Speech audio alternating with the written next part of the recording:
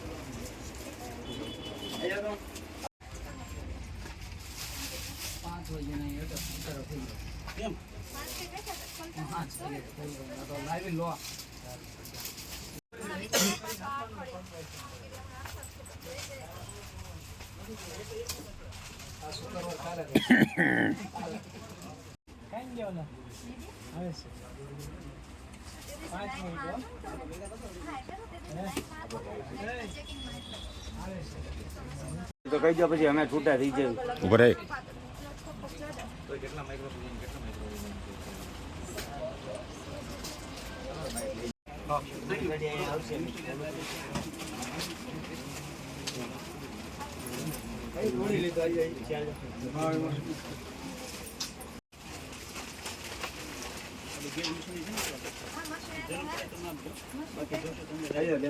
કરો ને સીલ મારી જવા પછી બધા બોલે ભૈયા જતો જાવ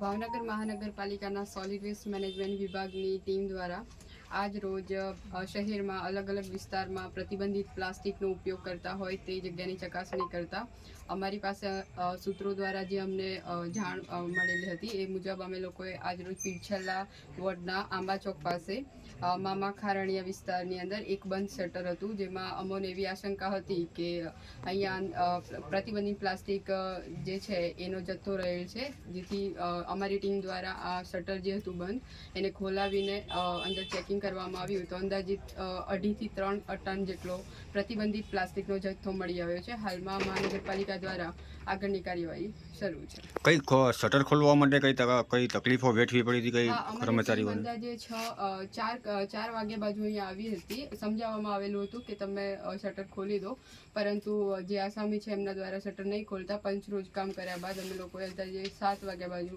શટર ખોલ્યું. શટર ખોલવાની કામગીરી કેવી રીતની કઈ તાળું તોડવામાં આવ્યું હતું કે? હા, તાળું તોડવા એસ્ટેટ વિભાગની મદદથી તાળું તોડીને પછી આજે જથ્થો ઝડપવામાં આવ્યો છે બેને, કેટલી અંદાજિત રકમનો જથ્થો? અંદાજિત 3-1 લાખ જેટલી રકમનો, 3 થી 4 લાખ જેટલી.